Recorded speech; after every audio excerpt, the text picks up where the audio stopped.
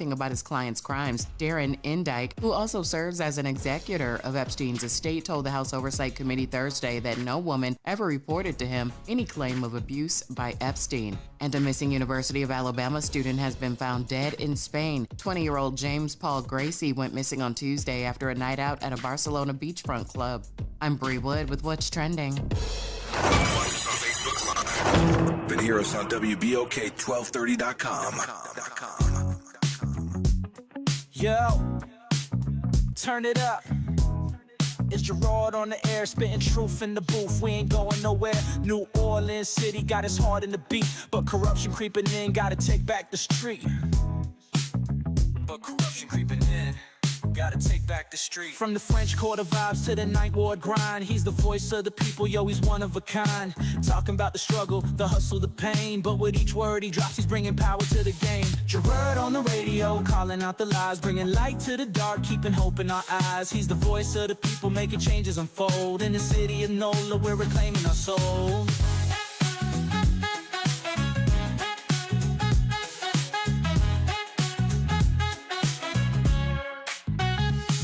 Try to silence the truth, but he's loud and clear. From the bayou to the block, everyone can hear. Got the people united, it's a movement, no doubt. With his mic in hand, he's breaking all the clout. City eat the official scheming, yeah, they playing it slick. But Gerard's on the line and he's ready to kick. For the schools and the streets, he's fighting the fight. With a heart full of passion, he's igniting the night. Gerard on the radio, calling out the lies, bringing light to the dark, keeping hope in our eyes. He's the voice of the people, making changes unfold. In the city of NOLA, we're reclaiming our soul. From the jazz in the streets to the gumbo pot, he's the pulse of the city, giving all he's got. Together we rise, united we stand. With Gerard on the radio, we're taking back our land. So tune in, y'all, let the truth resonate. With Gerard on the mic, we're rewriting our fate. In New Orleans, the power is ours to embrace. Keep it real, keep it loud, let's uplift this place.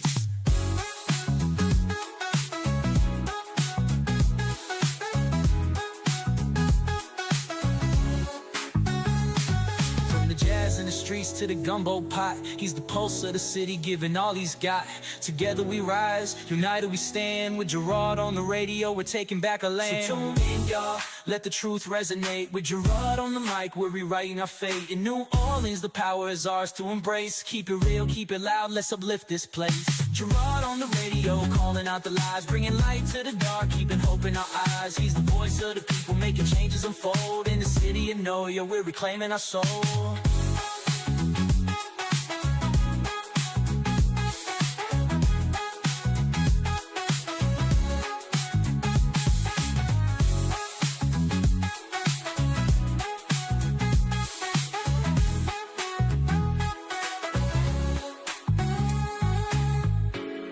Yeah, tune in out, let the truth resonate.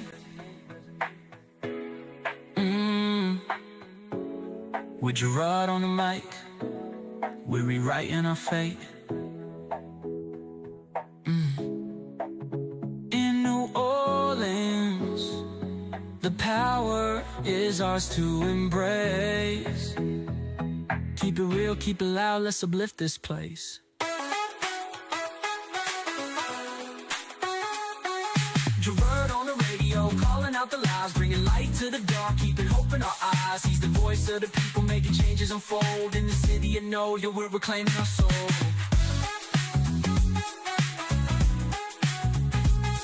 Yeah, let the truth resonate. With Gerard on the mic. What? We're rewriting our fate. In New Orleans. In New Orleans. The power is ours to embrace. Yeah, gotta embrace it. Keep it real, keep it loud, let's uplift this place. Uplift this place. Uplift this place. Yeah. Everybody throw your hands in the air and push it up. Push it up. From the guts. Push it up. Yeah. You got a lot got to get it from. You set yourself up for that one. You knew he was coming back at you. I don't know why. I don't even know why he said that, For what reason? You left yourself open. That's bro. okay. That's all right. I'll get you back for the You day. have to admit, you got. I got. No. Yeah. No. What's going on, good people? We are in the building. It's Friday. Finally. Whew. Thank the Lord. Who you telling? Who you telling? Man, Because I've been on the plantation for the last week. you's been with Massa? I've been with Massa. That's sitting right next to you? Hallelujah. Amen. When she gets sick, now I have to come back and say, we sick, boss. You see how wrong he is? You saw that look that she gave me? We sick, boss. We sick. That's all to it. Last week, she done my ear. I can't hear you. But I still worked through it, didn't I? She heard every So word. I had been You kept sick. saying, I had been sick the week before. I pushed through. I had pneumonia the week of my daughter's wedding, and I pushed through. Well, I was left with some residual fluid in my ear, and I couldn't hear anything out of my right ear for the last week. But I pushed through. I kept working through it. I was here every day. What you said? You was a hater. Right, it's been interesting. It's been interesting. Because we've been trying to tell her now. She ain't telling you part of this story, so I'm going to tell it for you. She doesn't want to sit still. Not part of it. But Suzette, go to the doctor. Nope. Nah. I'm sitting there looking at Emil. Me and Emil talking. Da-da-da-da. She in there, oh, my ear.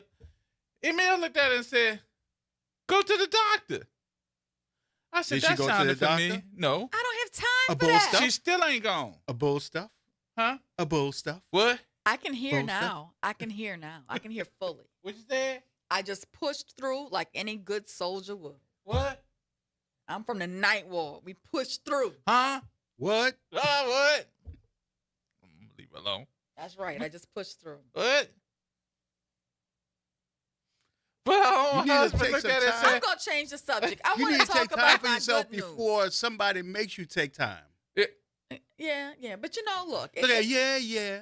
I had yeah. things to do. I had a wedding to put on in Houston. When's I had over? to get it done. When's over? Yeah, I know. And Go I ahead. pushed through with pneumonia the Keep week of going. the wedding. That what pneumonia's over? Okay. My good friends helped me out. It's good to have some friends who are doctors. Helped me out, got me straight, Right. got me through it. Mhm. And then when I came back to work, I had been gone for a week. But you back, So I had a lot to catch up on. I had to push through. and she caught up. I got it done. And You then got a lot I to came catch here up and on shared from with what I the heard. station. You were making Gerard do everything, so Huh? I said I can't hear you now. I was about to say. I was waiting to see if you were going to tell that story. Well, let me tell you, I do have some good news to report. I'm going to change this topic. What? Yes. What you What? said? Oh. So Huh? the good news My I name have Lil to Darryl, huh? report She got the report. is that the Department of Health did clear my cigar bar today. So the Untouchable Cigar Bar, the West Bank's premier luxury cigar experience, is about to come your way. Mhm. This is going to be an upscale public venue in a private members-only lounge with sophistication, culture, and connection. Mhm. And so I'm very excited about this. So, another black-owned business in the area. That's great. yeah, that very is good. excited. I actually think, and I'm going to kind of talk for Emil on this one because I'm letting everybody know that he's going to have memberships. Absolutely. Because we talked about that on yesterday. I'm not a cigar person, but I know that's going to be a premium place, and that anybody that is a cigar person, this is the place where you need to get your membership. Look, and we're going to host private events for, businesses. We'll be around for conventions. It's at 2020 Bell Chase Highway in Gretna. And hopefully we'll be open in April. That's going to be nice. Yeah, very Okay. exciting. Very exciting news. So other news, kind of moving on a little bit. Tomorrow is the Louisiana Downs happening at the fairgrounds. I know the who's who going to be dressed up and going out there to see the horse races. We're going to be there We're going to be there. along with a lot of other folks. So we'll be out there. We'll be looking for a lot of folks to shake your hands, kiss your baby, and all the rest of the stuff that you do when you it's greet a folks. big hat affair. It's a big hat affair. Big hat affair. Oh, tell me more. Oh, I've never why? been. Well, that's the Why Kentucky did I give her an Derby. idea? That's the Kentucky Derby. I've never been, but I love a big hat. I'm Oh, ready. Lord. I'm ready. I got all my lady shot hats. Now I got to go home and figure out which one I'm going to wear. I should have kept my mouth shut. Yeah, you Oh, should. no, I'm happy you told me. All they told me, dealing with Gerard and Warren is dress up. Dress up could be anything. You're telling me this is like a Kentucky Derby type affair? Like the gloves With the and horse the racing, big and of hats. course, there's always big hats at That's horse racing. that's the Kentucky Derby. Kentucky Derby is the dress up with the hats. I don't know about this one. I find out, but I don't think so. I need somebody to let He's me know trying to who's deter been, because I got to be Him dressed hating. appropriately. I'm not, because I'm Him trying to going. deter. I'm actually going. I got to dress up too. I ain't Yeah, wearing for no a hat. man, no, it's a suit. But for She a could- lady, dressed up is all kinds of Suzette different can things. set the standard. I could set. You know what, Wick? You know how long they've I been doing am this? going to set the standard, Wick. There you go. I'm coming dressed to impress. I am going to set the standard. You see his face? Help us, Jesus. Oh, yes. Call on him. Call on him because I am going to set the standard. All right. Watch out. Whatever I'm you coming. say. Whatever you say. Say less. Whatever you say. I'm Say less. I'ma Because be let right- me tell you, I got a lot more of the lady shot attire to pull out the closet. Help us, Jesus. That's all. Oh, But we're going to be there. I just want to let everybody know we're going to be there. And inside the area where they do the fancy sit down, and we got our table. So we want to thank our folks over there for allowing us to come through and be a part of that. Then And on if you're Sunday, hosting an event and you'd like us to come, let us know. yeah, and on Sunday, coming to church on Sunday at First Pilgrims Baptist Church, 1228 Arch Street. One of the speakers for the Pastor Eugene Mitchell's 35th anniversary, will be Suzette Bagnaris. That is correct. I will be there to give the occasion at First Pilgrim Pilgrims. Baptist Church. Mhm. And I will be honoring Dr. Eugene Mitchell and his lovely First Lady, Miss Lillian Mitchell. Yeah, so it's going to be nice. Hope everybody can come out and celebrate with us on Sunday morning. They have two services. They got 7:45 service and then a 10:45 service this Sunday. You're at the 10:45 service, so you'll be there, not the 7:45 service. You know your friend well. I told them not to put you on that one. Don't put you on that one. Put you on the other one. So that's going to happen too. And then what else? We got something else happening too. I wanted to bring it up. I know you want to talk about this one. That they found those lawyers guilty today. Yes, they did. Did that shock you? Did not shock me whatsoever.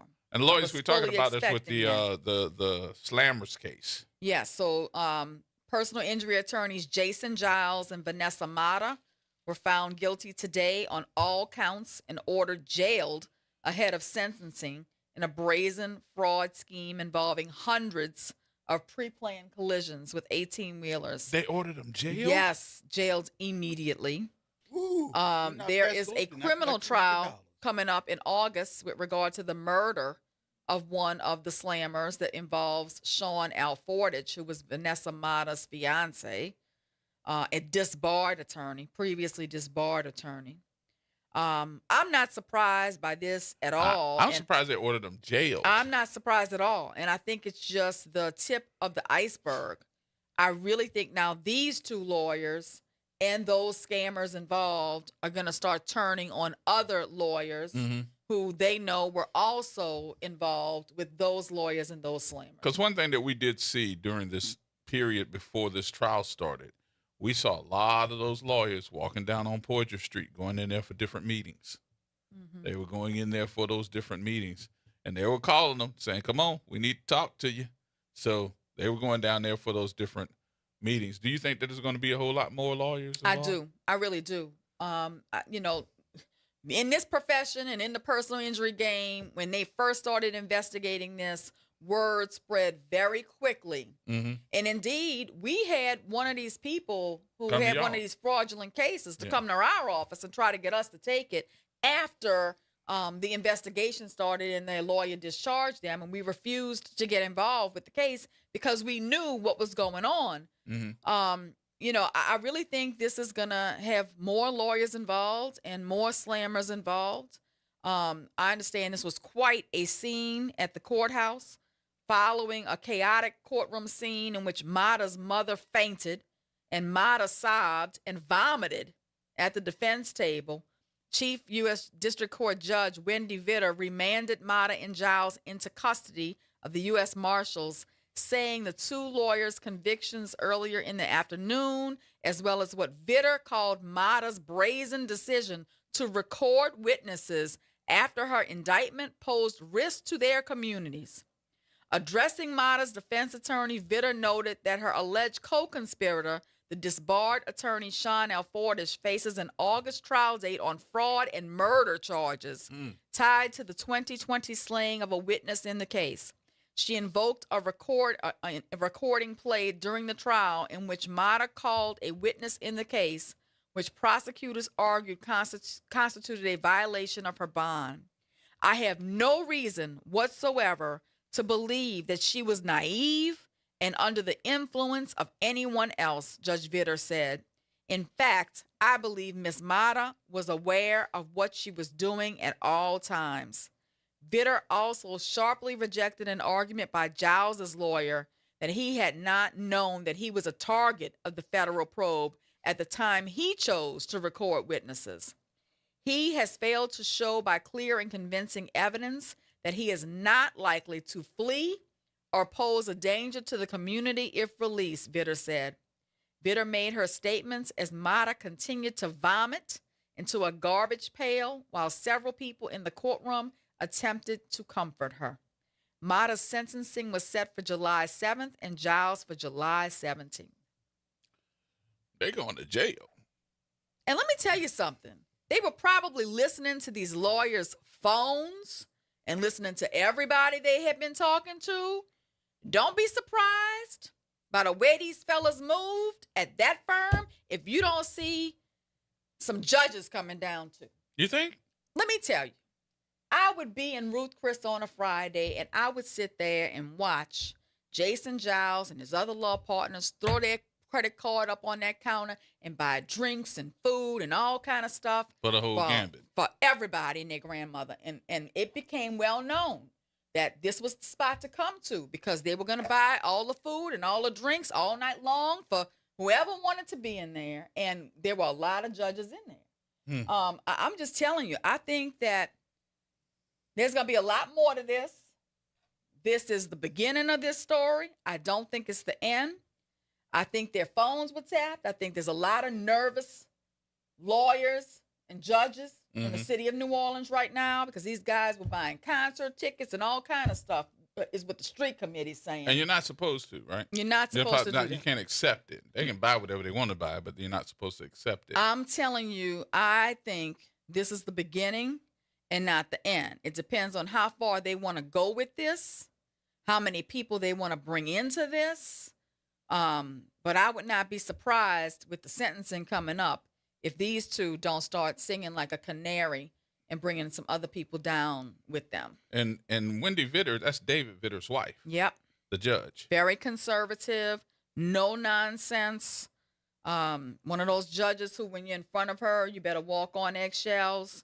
This is not. I don't think this is the end. We'll see. But this is doing harm to the profession. It really is. Yeah. But don't they usually tell you afterwards, hey, you know, we know that you got sentencing coming up. Give us something to help your case. Oh, that's what's going to happen. Now it's going to be time for them, if they haven't already done it, to start singing. And, you know, I'm really concerned about how far it's going to go and who else is going to get dragged down with these two fools, or three fools, I should say, because Alfordish is still coming up, you know, to be sentenced as well, to be tried and sentenced as well. When we start talking about murder, that's the witness. Look how far they went. Okay, so a witness against you in a civil case. And y'all had him killed. You had him killed. Did you pull the trigger? That's what needs to be asked. Did you pull the trigger?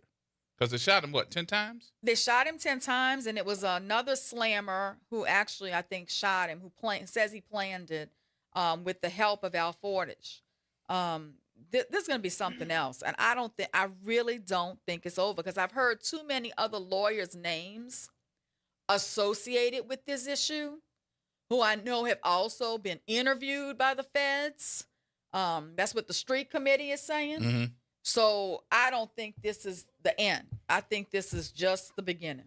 Who said it? The street committee. You know the street committee. The street committee. The streets be talking. The streets, and the streets be hollering. are accurate. I'm going to tell you. And the streets be in it. And sometimes the streets are very accurate. And I mean, some of them people, you wouldn't even know that they were a part of the street committee. Right. Look, the minute I heard that this was going down from another lawyer who had already been dragged into the mess, who called to warn me, hey, be careful of people coming to your office right now with 18-wheeler cases because this is what's going down in federal court. But are you surprised that you now have all of these attorneys that are on television? And that's the majority of their television commercial.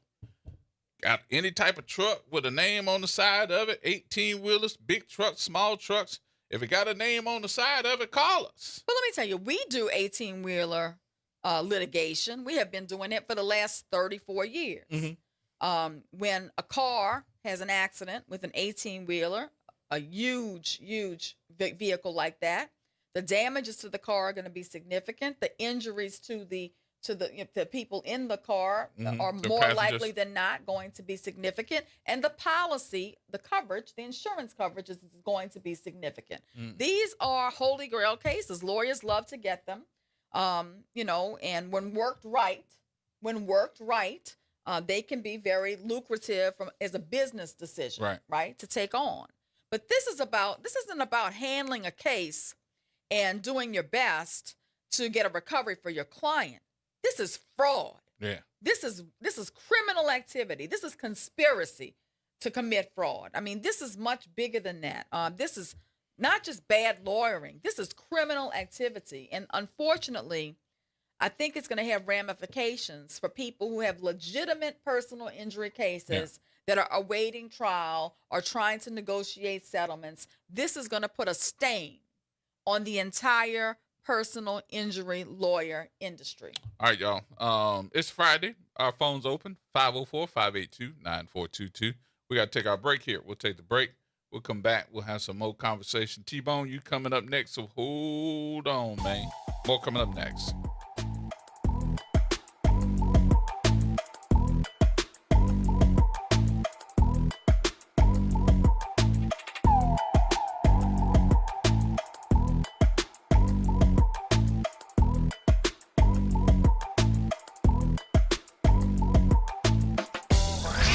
Hey, this is Dave Poston. Be sure to listen to WBOK 1230 AM every Saturday morning at 10 a.m. and Sunday evening at 5 p.m., bringing you the best Southern Soul barroom music with the Southern Soul Weekend Party Mix, hosted by me, of course. I'll be playing your favorite Southern Soul music by artists from all over the South, right here on WBOK 1230 AM or online at WBOK1230.com. The station you listen to longer. Listen to longer. Listen to longer. Come celebrate the history, legacy, and culture of the African diaspora with the Congo Squares Rhythm Festival presented by the New Orleans Jazz and Heritage Foundation on March 28th and 29th in Louis Armstrong Park. Don't miss 2 full days of live musical performances featuring Chawa, Zigaboo Modaliste, Big Sam's Funky Nation, and many, many more. A variety of food vendors, handmade works of art, and the return of the highly anticipated Class Got Brass competition. This event is free and open to the public. For more information, visit CongoSquareRhythms.com. Welcome to Chemical of the Month from the Community Scientist and Rise St. James. This month's focus is polycyclic aromatic hydrocarbons, or PAHs, formed when fuels like oil, gas, wood, or trash are burned. These chemicals can enter the air we breathe and settle into our soil and water. Many PAHs are known carcinogens, adding to the health burdens faced by communities living near industry. Learn how to protect your health at risestjames.org. Greetings and salutations. I am Edward B. Coulon Smith, chairman of the board of the New Orleans Regional Black Chamber of Commerce. We'd like to invite you to tune in every Wednesday at 12 noon on WBOK to listen in on Black to Business and be a part of the movement that's going on. Thank you. Making a difference in the community. WBOK 1230 AM. Here we go. The Reality Check on WBOK 1230 AM. All right, folks, welcome back. The Reality Check is on your radio, whether you're listening at 1230 AM or 107.1 FM. You also can check us out on Facebook, and you can check us out on the World Wide Web by going to our website at And on YouTube, too. WBOK1230am.com. YouTube also. YouTube? Yep. Yep, YouTube as well at WBOK. All right, T-Bone. T-Bone? Hey, good evening, y'all. Happy Friday to y'all. Same to you, Doc. What's happening? Okay, I'm sorry, bro. I love you like an older brother. I mean, an older brother. What But I've I done? gotta ask the attorney about this because this thing sounds like a damn book of the week or something like this. Counselor, is it possible that this thing is organized crime, not just these attorneys involved? Organized crime? Well, it sounds like organized crime. There was a conspiracy to commit fraud that included a lot of people.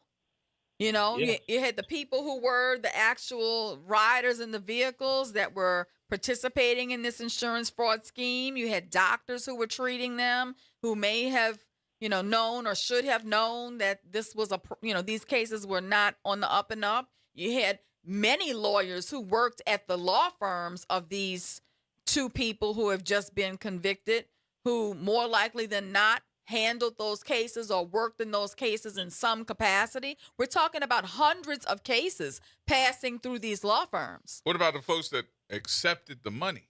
The people who accepted the money. I mean, look, you got there's a lot to unwrap here. And, Jason Giles was not the only attorney in this law firm, and there were multiple offices of this law firm. And he also had offices in other states with lawyers who practice in New Orleans, where they were advertising for 18-wheeler cases. I don't know if they looked into that, but there was certainly a firm operating in Memphis, Tennessee, advertising for 18-wheeler cases with Jason Giles and another New Orleans lawyer whose name has not yet come up in this investigation, or at least I don't know if it's not come up publicly. Do you know who it is? I know who it is, yeah. You can tell me off air. So it's very interesting. How far will it go? How many lawyers will it include? Will they pursue those claims, or are they just going to be satisfied catching these three people? I mean, it just sounds so intricate the way that this sounds. I mean, and then a murder right in the middle of it. Look, it was the talk the murder in the middle of the courthouse. Sounds like they had to get him in order to stay with the scheme. It was That's the talk of the legal profession, okay? The minute people heard about the investigation, it became the talk of the legal profession. And out of concern for someone who I knew was affiliated with these lawyers, I even called and said, you need to quit your job today. I remember today. And he didn't believe it. And he didn't believe that it was going on. He said, it's not happening at my firm. I don't know what you're hearing. I said, let me tell you, I got it from a very credible source that your firm is involved and y'all may go down and you need to get out. And he said no. And he told me that I was wrong. Yep. That it was not happening at the firm, that I didn't know what I was talking about. He was good. He was, loving his job, doing very well. Well, now the partner in your law firm has been convicted. And you are Mr. Naive. And all of you in that firm touch these files. Yep. So how far is it going to go? Just wait for the next raid. How far is it going to go? I mean, I feel bad for some of these people, but at the same time, do it the right way. So let me ask you this. I mean, I know you can't get tried for double jeopardy when it comes to a murder case, but we talking insurance. We talking liability. I mean, if some people had cases through any of these law firms, does that mean that gets rolled back and they go back to trial with this? So where's double jeopardy? I'm going to tell you, when it first happened, right, I had some 18-wheeler cases in my office. I had some, just serious auto accidents in my office. And insurance companies were taking it out on all of us. Mm-hmm. Okay? They were all saying, do you do business with this particular health provider that's been doing business with that particular firm that is involved in the slammer cases? You know, your clients are treating at the same place. Therefore, your cases may be fraud too. We were asking us all kind of our clients questions in deposition, which were very bizarre. Like, how did you come to choose this particular law firm? How did you know this lawyer? These are the kinds of questions that were starting to be asked in the depositions of all of our clients, right? Because they were trying to figure out who all was involved in this kind of situation. And see, that's the other thing.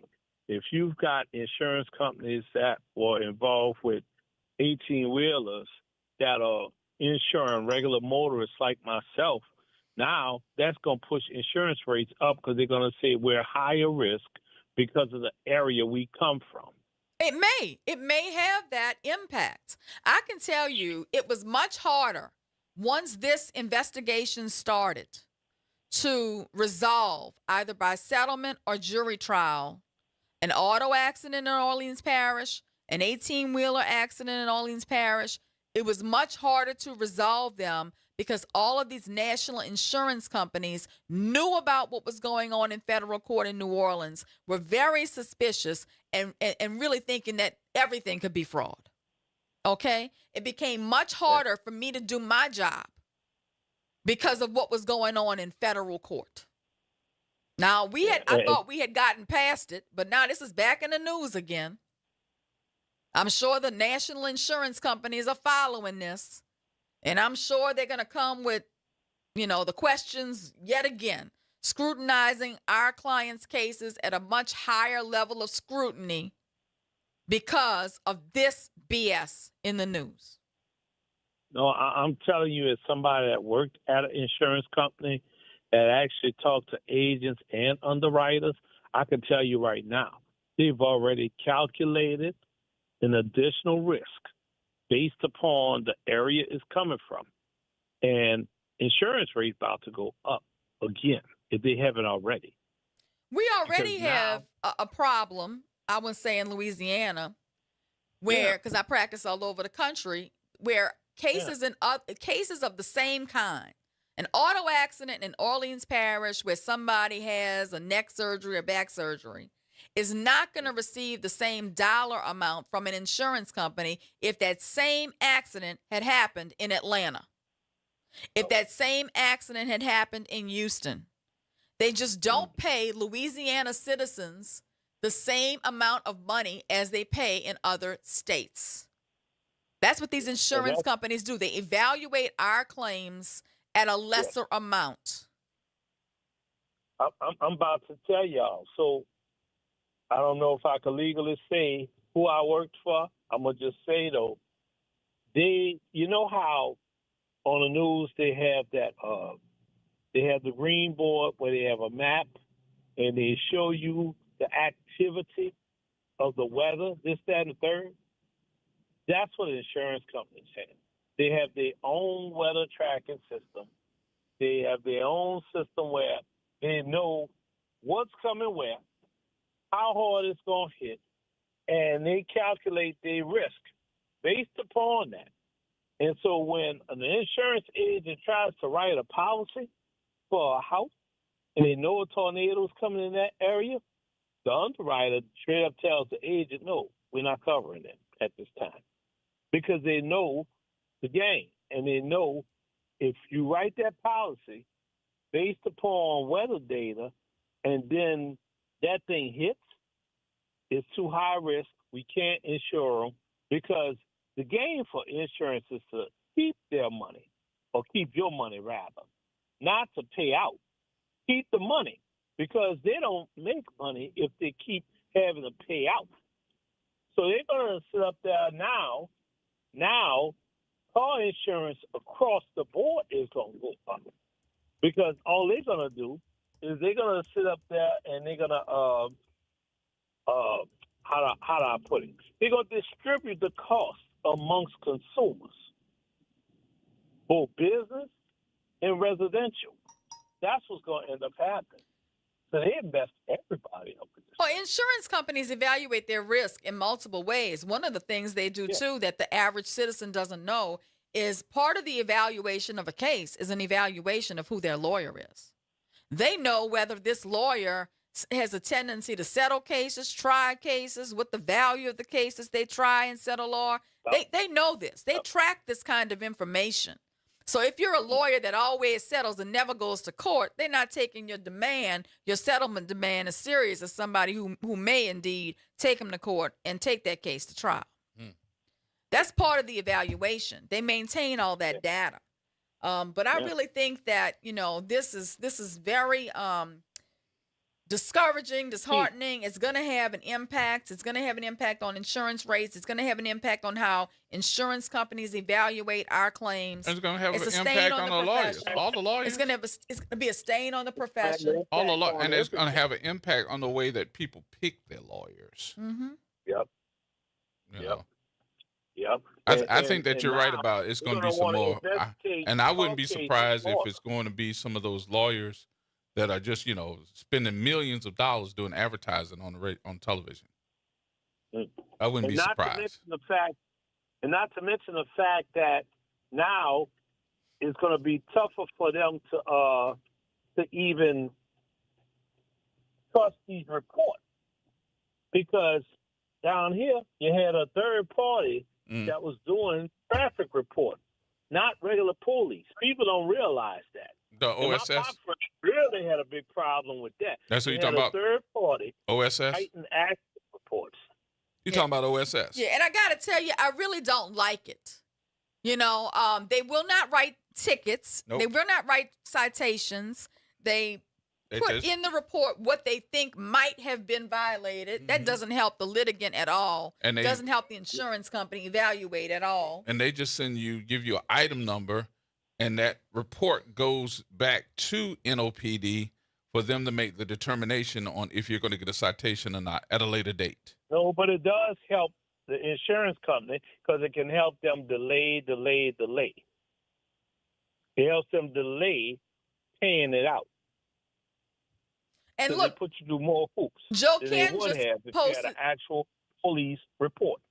Joe Ken just posted on our Facebook feed something that is 100% accurate. Look for tort reform in civil cases. Personal injury lawyers are always on the menu in Baton Rouge.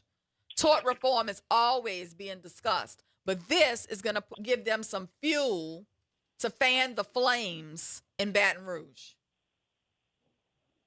All right, y'all. I'm going to let y'all talk to some other people. Wick, I sent that to you. Holla at you, boy.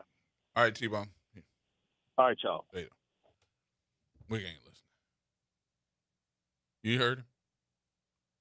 You heard him?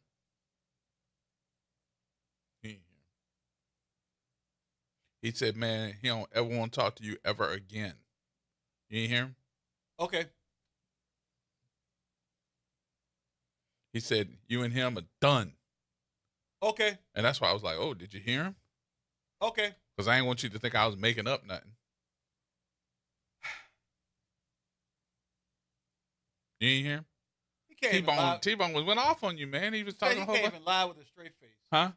He can't even lie with a straight face. He said a whole bunch of stuff. He can't lie with a straight face. And I'm just saying he had said a whole lot of stuff, and that's why I was being quiet. I was like, oh, you going to cut him off? Okay. You ain't hear him? Uh-huh. What he said? Nothing. You didn't hear what he said, bro? Nope. See, if I were you, I'm just saying from your brother. If I were you, I wouldn't talk to him. You lucky I can't send you the break right now. I wouldn't talk to him ever again if I was you. I wouldn't even answer the phone when you see him. Uh-huh. Just keep that in mind, Uh-huh. I'm looking out for your best interest. Okay, Slammer. All right. Slammer? I thought about what he said. Wait a minute. Hold up. Don't put that on me, bro. Truly don't put it on him since he's working in my law firm. It's funny. The Slammers are getting slammed in the Slammer. They are. They are. And look, immediately. I'm very surprised that she remanded That them. judge does not She said, play at all. Go directly to jail. Do not get past go. Do not pick up $200. But I wonder what is the cause to say immediately you have been remanded.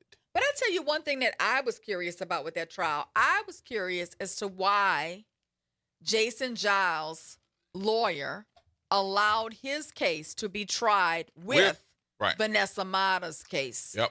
I would have said that's prejudicial. Something is funny. I would not have wanted my client's case tried with her case. Well, I think that might be a strategy for the defense attorney.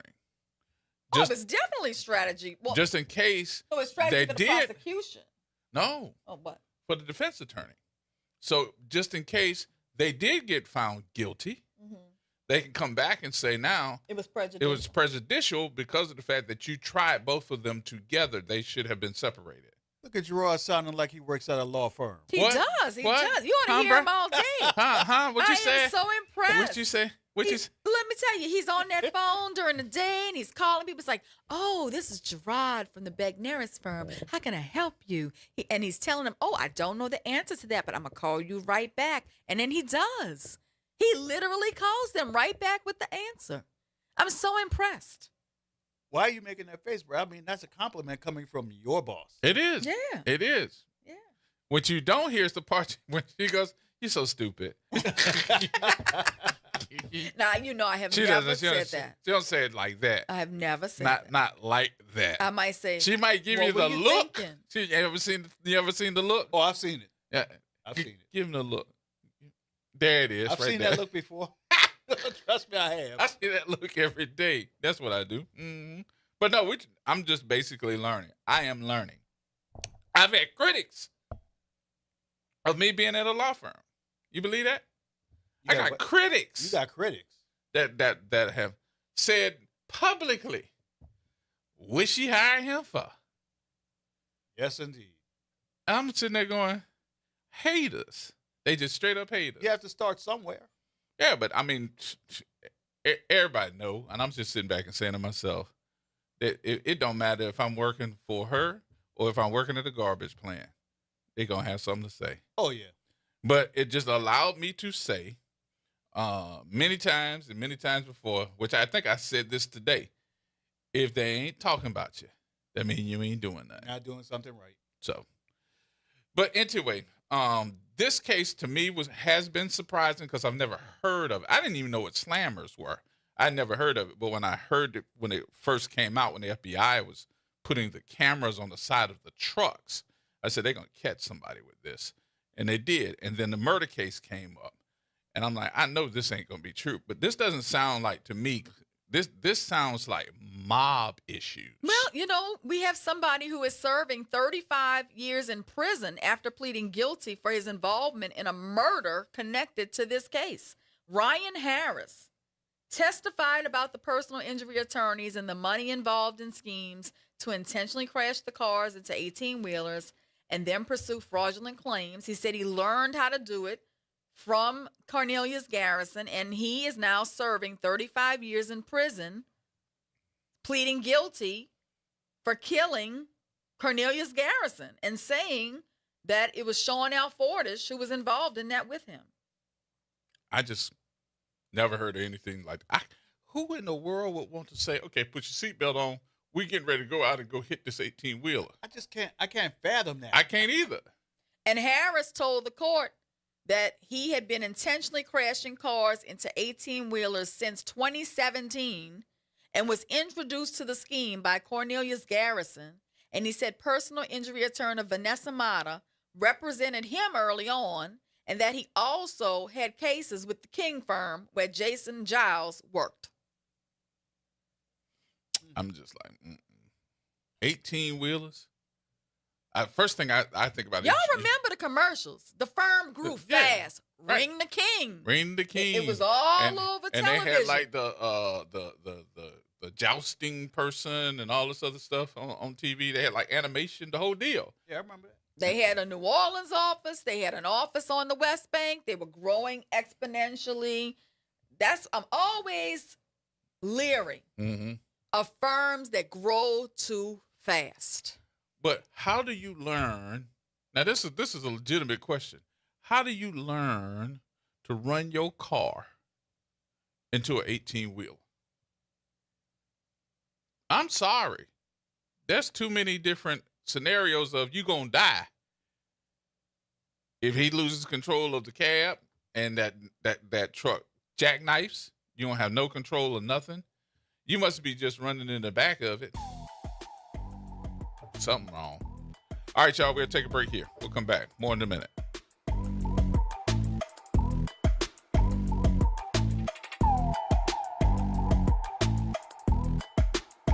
Interest rates and inflation are out of control.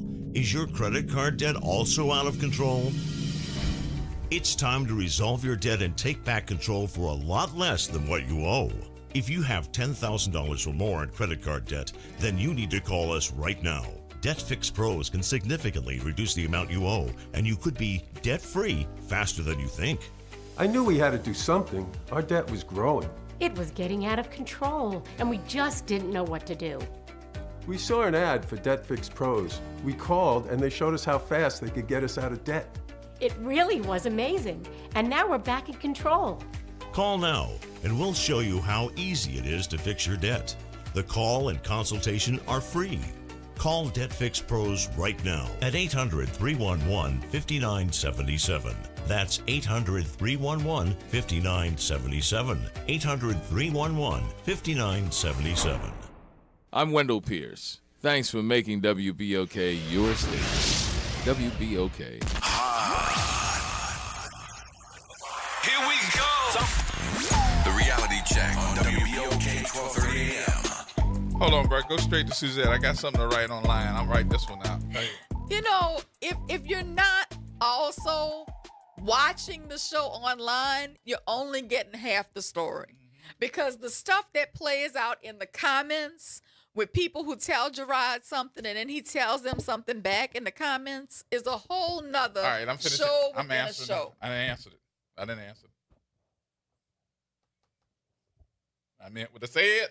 I said what I meant. You just can't Is it who I think it is? Huh? He Is it cannot who I resist. think it is? Of course it is. Okay. Of course it is. But anyway, I love it. Though. I'm sorry. I'm thrilled. I know he's very excited when he gets to comment back. Yeah. But anyway, so this immediate issue of going to jail, when Ms. Vitter says remand them, put them in jail, what is your professional opinion of why she said to them, go directly to jail? Well, are they threats of leaving? She was quoted by by NOLA.com as saying she felt they still posed a threat to the community because during the case, during the investigation, while awaiting trial, they were trying to intimidate witnesses who were involved in the case. What do you mean? Wait a minute. She was? The judge said. But she sounded more gangster than the dudes. The judge, yes, Mata was too. That's what the I'm judge talking about. said. Judge said, I'm not buying your sob story that, you were misled and you were naive and you were brought into this by your fiance because you, ma'am, were calling witnesses and trying to intimidate them during the pendency of this trial. And it's funny, every time you see her on television, she's saying, oh, she looks so nice. She's dressed up. She's waving at the camera. Well, I'm going to tell you, I told you just a few days ago, I happened to be at the Fifth Circuit Court of Appeal arguing an appeal on a case that I won. Vanessa Mata, she happened to be at court arguing a case she brought, not on behalf of a client, but on behalf of herself. Yeah, you did tell me that. But in the midst of her arguing, she told the panel, as an attorney, blah, blah, blah. And Judge Wicker lit into her immediately. Because she's been disbarred. Yes, and said, ma'am, you are not an attorney. Do not represent yourself as an attorney. You are here in pro se representing yourself as a litigant, but you are not an attorney. So as a litigant, you're just like an everyday person representing yourself. Yes, but do not use the words as an attorney. Mm-hmm. She lit into her. She lit into her immediately. How long has she been disbarred? I don't know. I'd have to look it up. I'm going to have to look it up. But let me tell you, this trial was interesting. I'm looking at a whole nother thing.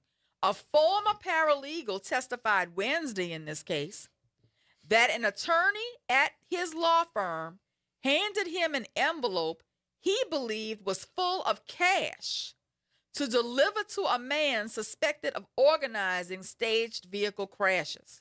Todd Smith, who worked at the King firm, took the stand in federal court in New Orleans in a trial involving allegations that attorneys, with an S, law firms, with an S, and co-conspirators worked with slammers, individuals prosecutors say intentionally crashed 18-wheelers to collect large insurance payouts.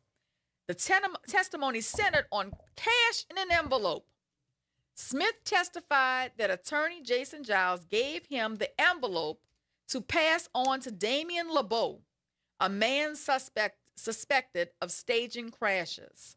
Smith said LeBeau came off as a thug. He came off as a bully, Smith said. I was scared of that guy. Giles' defense attorney challenged Smith's testimony and his timeline of events. He also referenced testimony from an earlier witness who accused Smith of involvement in a separate scheme. What is the name? His name is Todd Smith. He was a paralegal who worked at the King firm. Okay, this can't be this Todd Smith, I know. I don't know the Todd Smith, it's spelled different. This Todd has two D's. Okay. But this particular gentleman was a paralegal at the firm.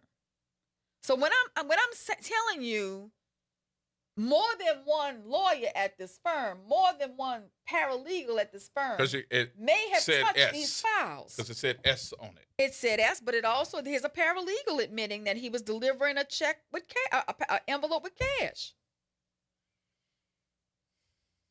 This is mob. This is straight up mob. I'm just going to call it mob. Call it what it is. I mean, it's too many irons in the fire.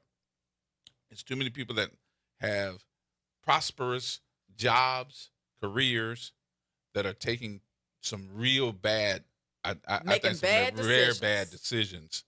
And it's not like you broke. There's enough money in this business to go around for everybody. You're greedy is what you are. So I think that this is, you're dealing with people that have put some pressure on you. What's her name? Sounds like she's just married to the mob. And it sounds like because of the fact that somebody didn't do what they said they were going to do for them, they killed him. Well, he was also talking to the feds. Right. So, they found out that he was having a conversation with the feds. He wasn't doing what he said he was going to do no more. And the result of that is it got you killed. Doesn't that sound like mob? It's a mess, is what it is. It's a hot mess. And an embarrassment to the entire Louisiana bar.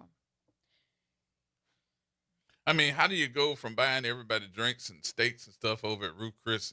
You saw him yourself. To now basically wearing orange. So I know that more than likely they over at, this is federal court though, right?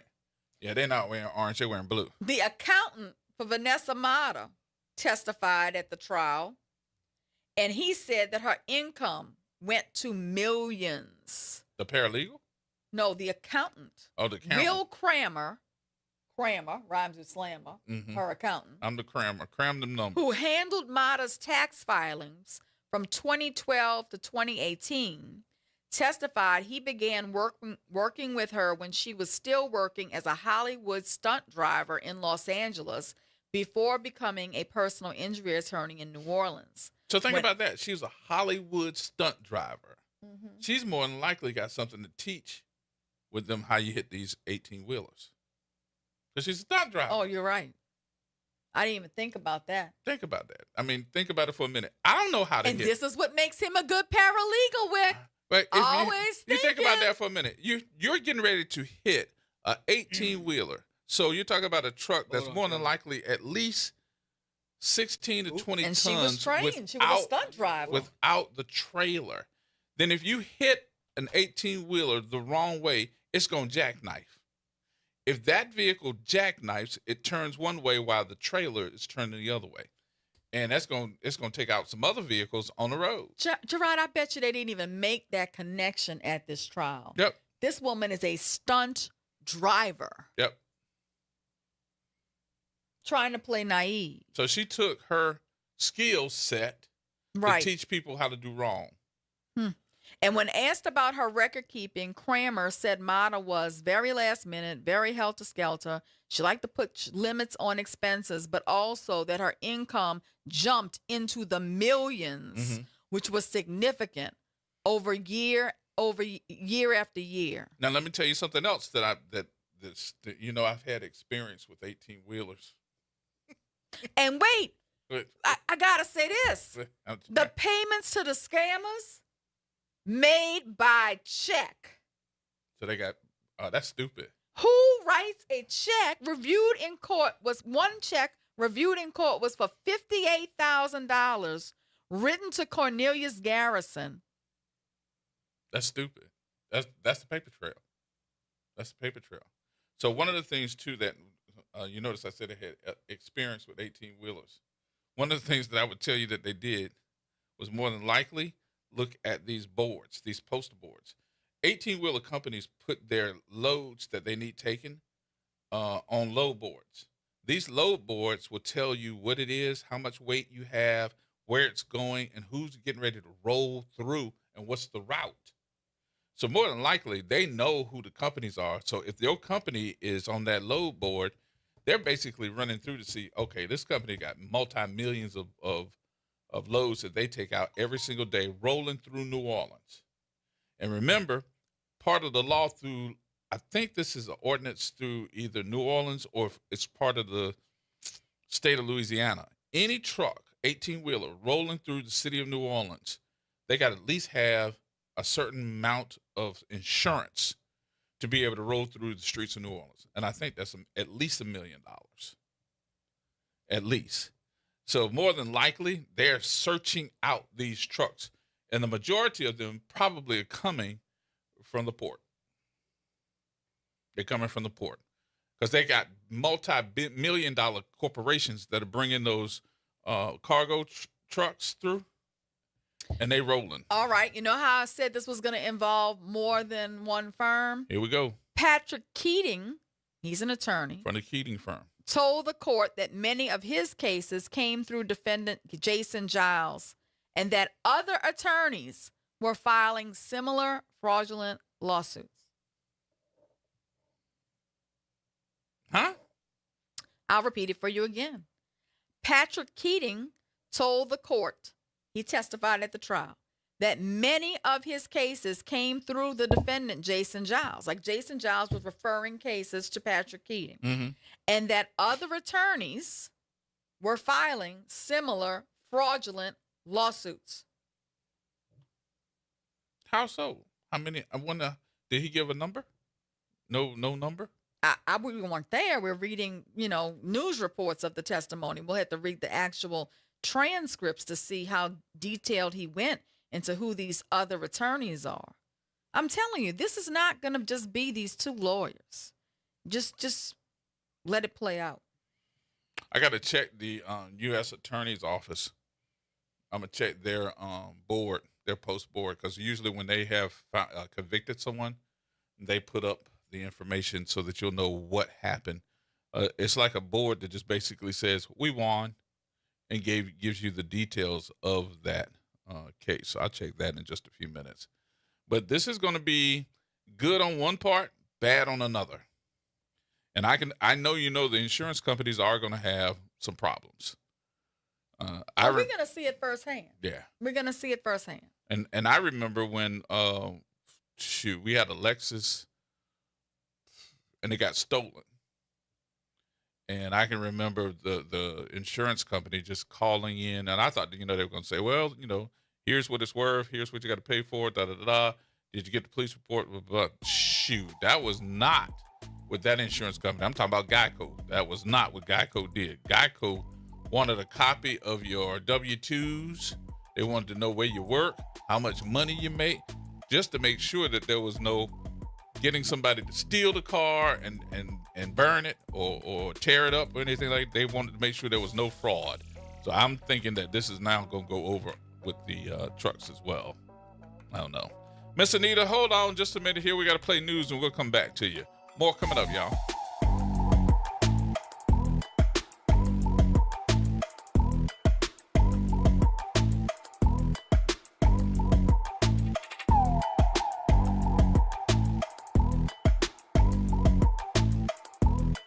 From the campus of Xavier University. Yeah. WBOK Go and Equity Media Station. Here's what's trending this hour. The USS Gerald R. Ford aircraft carrier is on the way home after catching fire in the Middle East. Flames broke out on March 12th while the ship was operating in the northern portion of the Red Sea. For nearly 30 hours, sailors battled the fire in the main laundry facility before it was finally put out. There was heavy damage to the USS R. Ford, the nation's newest carrier. I'm Bree Wood with What's Trending.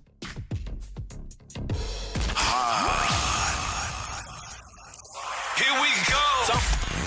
The reality check on WBOK 1230 AM. All right, folks, welcome back. I mean, this story is hot off the press. It's on every news outlet. Story, more and more stories coming out minute by minute. This is a hot story. Well, we'll see. It's a developing story. Yeah. Miss Anita. Miss Anita? Oh, I had it on mute. Hello. How you doing? Okay, how y'all doing, attorney and Mr. G? How y'all doing? Good. We're doing well. Hey, Mr. G, and this is for the attorney. I had left you a message, G, for the attorney to call me, and I need to ask her a question about something specific. But if she get a chance to call me, I left my number on your Facebook page, G. Oh, okay. It's better to call the office. G and I rarely check our inboxes on Facebook, and people are always messaging us there with cases. So the office number is 504-810-3995. I'm gonna go back and listen to it later. Okay, good. Yeah, I could always go back and listen to it. That's the worst place to leave me a message or leave G a message. We get so many inbox messages there, and we really don't look at them. I bet y'all do. But y'all been all right. I haven't been on in a minute, but y'all been okay? We're doing well. Yeah, glad to hear your voice again. So, yeah, and I'm going to keep listening today, but y'all got it going on good today. And I always fear that these people are crazy out here. Yeah, you sometimes you had to ask what were they thinking. And then it don't make no sense because, eventually you get caught. You're going to do wrong, and you're going to get caught. Yeah. Yep, it get back on have you. A good one. You too, my dear. There Appreciate are you much. no shortcuts to success. And that had to be something that they thought about, that they're going to keep doing. Well, they thought they were getting away with it. And they're not. And I'm telling you, they were rolling. When I tell you the suites at the arena for concerts, the floor seats for the Pelicans games, the suites for the Saints games, like they were rolling, okay? And, it makes the people who are doing it, the right way. Short time money. What am I doing wrong? Yep. How are they able to scale up so quickly? What am I doing wrong? And come to find out. Especially with that type of service. That is a particular service, but they have plenty of attorneys in the city of New Orleans that can handle that same. So all of a sudden, it seems like all the big truck claims were going to your firm and your firm only. If you're doing more than one a week. It's not just that, though. I need you to understand. So they were making their money off the 18-wheeler cases, but it was giving them so much money, they were able to flood the market with their advertising, and they were getting a lot of personal injury cases in all fields. Yep. You know, they had an advantage to be able to buy all the advertising. They were all day long on the television, all day long on the radio. You know, I'm sure y'all are familiar with the ads. You saw them until they didn't advertise anymore.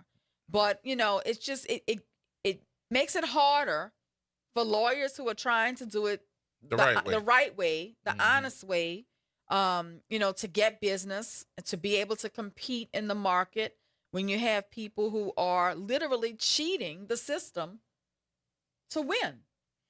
I need to get me a car. I can hit a 18-wheel. No, you don't. No? No. You don't want me to do it? No, not at all. Okay. Galloway. Galloway. I wish you could see your face right now. Not at all. I tell you what, you on your own with this one. You going out there and play a crash test dummy, the Dukes of Hazzard and all this stuff they out there doing. Man, I'd rather ride with O.J. Simpson to the Nicole house before I do some of that stuff they doing. I don't understand. I really don't understand how you search down an 18-wheeler and say, all right, everybody, hold on. We getting ready to hit it. I can't do it, but I have a question for the attorney. How is this not a RICO case? There was a federal RICO case that was brought against the King firm in 2021, I believe. I don't know what the outcome of that case was, but if you Google it, you will see that a federal RICO claim was brought against the firm. Because what, 53 people have already pled guilty, and these dummies wanted to go to court?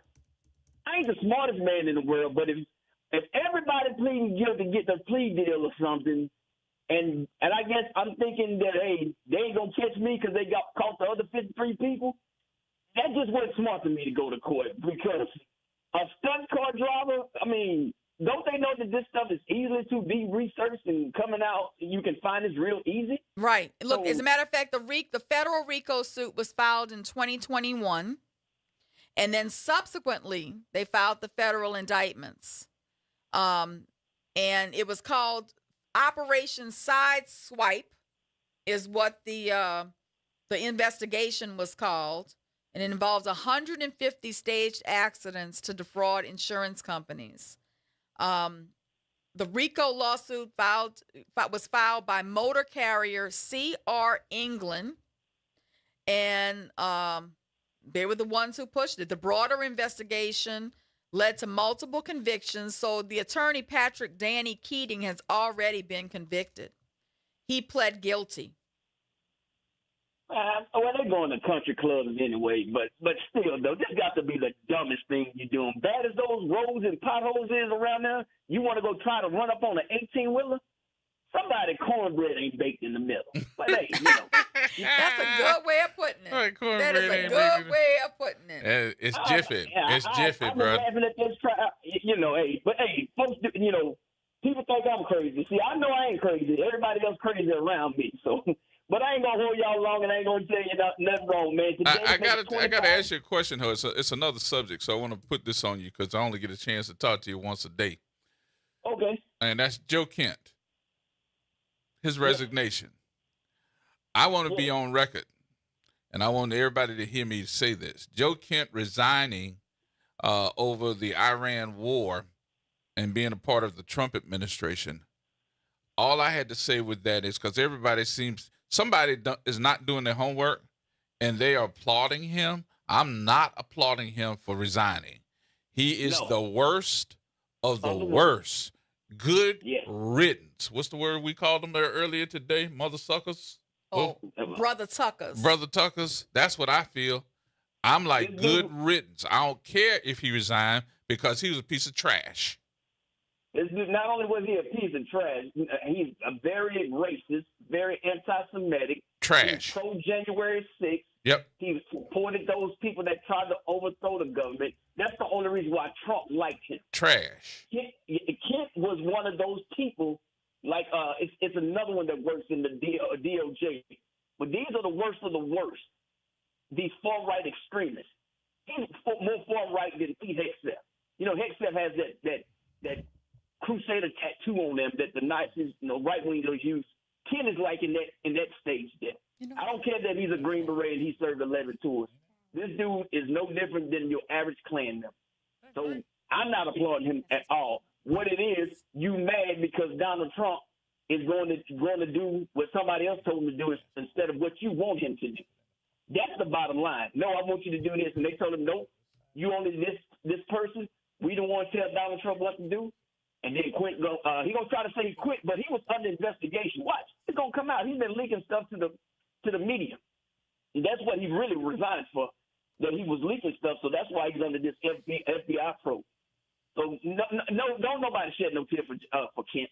No, that's David Duke's cousin, in my opinion. But I was surprised on the number of people that have gone on social media to say, we're glad that you're sticking up for the people's rights and all this. I'm like, do y'all really know who this crap is? No. This guy, he is not worth it.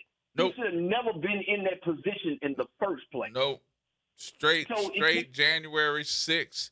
Oh, he has been, I think, anti-Semitic before he even got into the field of being able to post anything.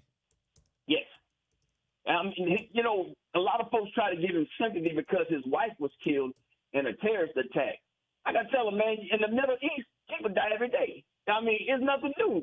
So, and I'm not sitting there trying to diminish her death and say, she should be killing nothing like that. But you over there, it's dog eat dog, So just like the United States, you can walk down the street and get killed, man. Terrorist attack. So, but don't let folks sit there and think that this guy was some type of patriot. Yeah, I just wanted to bring that up because I knew you were going to say something about it. But when we didn't talk about it when he resigned, I had to go back to it for a minute. Yeah, I'm glad you did. I want folks to know. He ain't the only one that needs to resign. Your Secretary of Defense, Pete Hegseth, needs to resign. Yep. Your Joint Chiefs of Staff, Kane, he needs to resign. Mm-hmm. And there's a whole bunch of other folks out there. Right now, they so dumb. And look, I haven't been on active duty in 9 years. I know what they're going to do. They have put 3 Mediterranean Expeditionary Unit forces going towards there. They're about to start securing the beachheads around the Straits of Hormuz. So that's going to end up being that's going to end up being boots on the ground. Yes. Is that the 2,500 Marines? And you're gonna have about I think it's gonna be about 7,500 probably in the next 4 or 5 days. So we occupying. Yes, that's what they're getting ready to do. The mule that I'm normally on, we usually deploy in the May or June. They left yesterday, going to the same. I've been to the same from San Diego to the Middle East. So they're getting ready for this ground invasion, not of the mainland. It's the beaches. And of the islands around the Hormuz, it's about 4 or 5 islands around there, which is easy to capture and can set up great offense and defensive positions. Because they just put their stuff out there on TV, like I'm like, bruh, who can't figure this out? And then ask for another $200 billion. I told them to go get it from Elon Musk. Don't Musk got $200 billion? Mm-hmm. Or you can get it from the Board of Peace. Man, come on, man. We in America right now. You got people trying to decide if they're going to pay their light bill, gas bill, put groceries in their car, groceries in their house, or gas in their car. Let me ask you this. By next, let's say in the next 30 days, how much you think gas is going to end up being per gallon? Big crude is trading at 105 now. They said up to they wanted to get it 200, so we'll be paying about $10 if it gets to $200 a barrel. So you're paying $10 a gallon. Because I know that in some places they're saying, because we're in Louisiana, we're at 388. I think it's 388. Mm-hmm. I think they said it's going to get up to $5 by the end of this month or beginning of next month, somewhere in that area. Yeah, so about 30 days, that'd be about $10 a gallon. Good grief. So, I mean, you got to remember, from Iran to Kuwait, Basra, all these places, it's a hop, skip, and a jump when it comes to rockets and missiles and drones. Mm. It ain't like that they got to travel thousands of miles. You're a couple of 100 miles. Sometimes it's even closer than that, like Oman to Iran. Mm. It's only 30 miles apart, so they can just hit them whenever they want to. Okay. So that's why everybody's begging for missiles. But you got to think about it, Gerod. You spending $4 million to shoot down a $20,000 drone. Right. So you're taking 4 Patriot missiles or 4 Interceptor missiles to shoot down a $20,000 drone, which they are being supplied by Russia and China. Because Russia and China want their oil still. We give you these drones so you can go fight them, but give us our oil. That's the game right now, man. So y'all buckle up, man. Hey, I can tell you what, I'm going to be drunk and happy and full of crawfish this weekend because I'm not watching no more of that stuff. After the day, once I seen them young men going over there, and then, you know, the Ford, the newest aircraft carrier had been on fire for about a week. I was going to say it's on fire. They got to bring it back. Yes, in the laundry room, out of all places. I said, nah, ain't that something? And when repairs like that happen, but laundry you just room? not. Yeah. I'm glad you're not on it because I swear I don't want to have a conversation with you on the air about they done burnt up your drawers. And you be singing that song, Can You Help Me Find My Drawers? Right. I like that little bit. Help me find my drawers. I got somewhere to be. I used to do my laundry in the shower. Oh, Lord. You had them on? Yeah, they used to steal your drawers and when you take them down there to the laundry. Oh, Lord. Never take your clothes to the laundry. You do them in the shower. When you take a shower, you bring your soap and you scrub up in there. Why you in the shower? Why you in the shower? Yeah. Yes, indeed. You gotta come. Yeah, that's a long time ago, though, man. But then I'm getting all up out of here, man. It's time to get drunk. Y'all have a good weekend. All right, bro. Have a good weekend. Talk to you later, Galloway. Galloway funny. Help me find my drawers. You know that song. I got somewhere to be. I got somewhere to be. How did I lose my drawers? Who is he talking to? He's talking to the girl who called him up. I know the song. Don't play me on the song. I know you know it. that. You probably wrote it. I didn't write it, but I do know it. You don't know the song? Tony Armani? Help me find my drawers? How did we Tony get here? Armani. Help me find your drawers. Yeah, look it up. Yeah, I got the song. Okay, see, he got the song. He know it. Well, you're a DJ. So. I had to look and make sure y'all were talking about drawers. He brought it up, and he act like I didn't know the song. He should know drawers. better. He should know I know the song. That's what T-Bone was talking about with you. He said something about your drawers when he called. So I just want to make sure you knew that T-Bone was talking about you. Now, we were having an intelligent conversation until you brought up that song. I just had to bring up this song again. Now, I got another one for you. And I know you're going to think about this when I tell you. There has been a discussion in the movie industry about why people are not going to facilities like AMC to go see these so-called blockbuster movies. And then the next week we see where they done flopped or they done gave it too much hype and it's not good.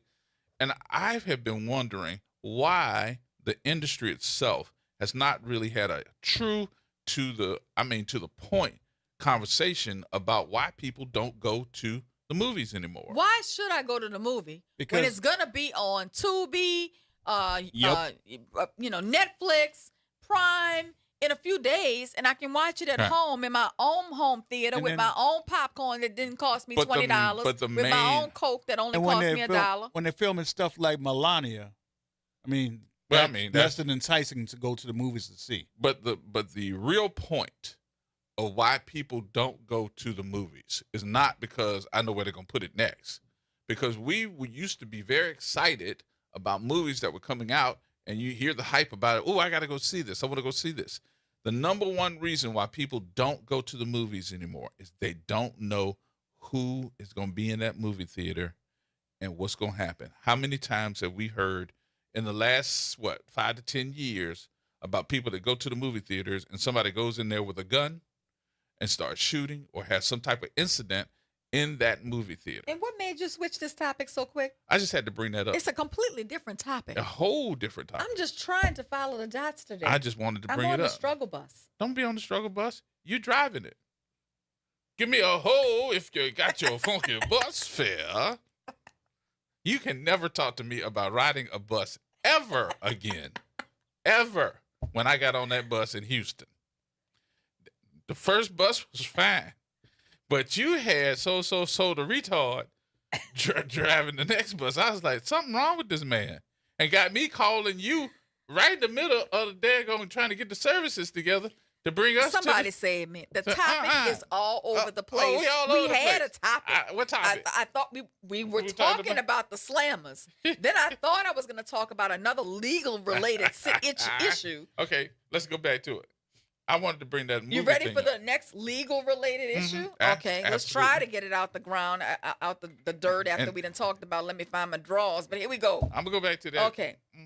The next story was that Attorney General Liz Muriel asked 3 Baton Rouge judges to recuse themselves from nearly 100 cases. Right. Okay? She's pushing for 3 black judges in the 19th Judicial District to recuse themselves from nearly 100 pending cases. The judges are Donald Johnson, Ronald Johnson, and Gail Horn Ray. And she is trying to push them to not be able to hear any cases that deal with the state of Louisiana in any way because they are suing. They filed a lawsuit because the borders for the court drawn by the state legislature last year violated the consent decree ordered in the 1986 Voting Rights Act.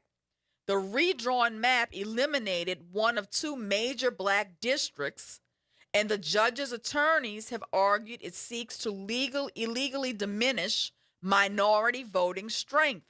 So since these judges filed a lawsuit to protect the black people, the black voters, and the black judges she wants to get in these them black recused. districts, now she wants to recuse them off of all the cases they have That's in not front gonna of them regarding the state. That's not going to work because they're not making the decision on this. She's taking this to the Supreme Court, right? Or what court is she taking this to? No, so the way it works now with recusation is when you argue that a judge is biased, immediately it gets referred to the Louisiana Supreme Court, and the Louisiana Supreme Court appoints a judge to sit over the recusation issue. So it this could is be an a ad judge. hoc. It's an ad hoc judge. Right. It could be I a told judge you I from know a an little appellate something, court something. or a district court. So her case in saying the fact that she wants to recuse them, they're not making decisions about this case. So why would she want to get them recused? Because they said, hey, wait a minute, hold on. We need to file a lawsuit. And if they file the lawsuit for constitution reasons, are they wrong or are they right? She is arguing, she being Liz Muriel, is arguing that a judge cannot preside over cases in which she is appearing as a party or counsel while simultaneously suing her in federal court and, quote unquote, falsely accusing her of deliberately violating their constitutional rights. She said that situation destroys any appearance of impartiality, and the law requires recusal, and the integrity of the judiciary depends on enforcing it. So give me your professional opinion, right or wrong. I think it's a more complicated issue. Under Louisiana law and the Code of Judicial Conduct, a judge must recuse when their impartiality might reasonably be questioned and they have a personal interest in the outcome of the case. I don't think they have a personal interest in the outcome of the cases before them. So she's leaning on the impartiality, the appearance of impropriety. I think she's trying to find a way to get 3 black judges off all the cases against the state of Louisiana. And she's Or she's trying to intimidate them to dismiss their federal lawsuit regarding the redistricting. And it's 100 cases. Who would have time to do anything with those 100 cases? I think she's trying to intimidate them to dismiss their lawsuit against the state. Yeah. Let's take the break here. We'll come back. More coming up, y'all. 504-582-9422. More coming up.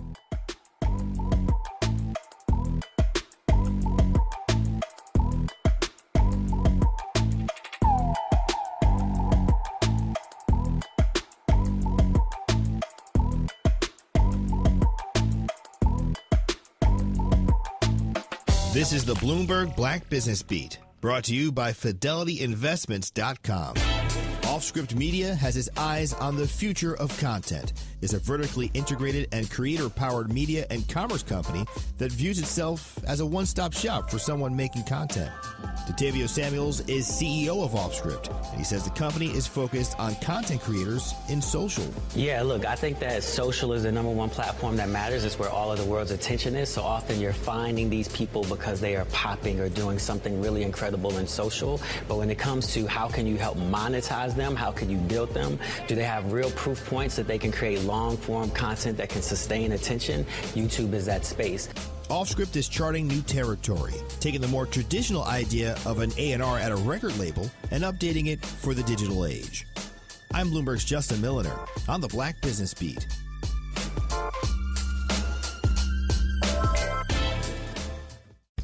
With Fidelity Wealth Management, a dedicated advisor gets to know you and your goals to build a comprehensive plan to help grow and protect your wealth.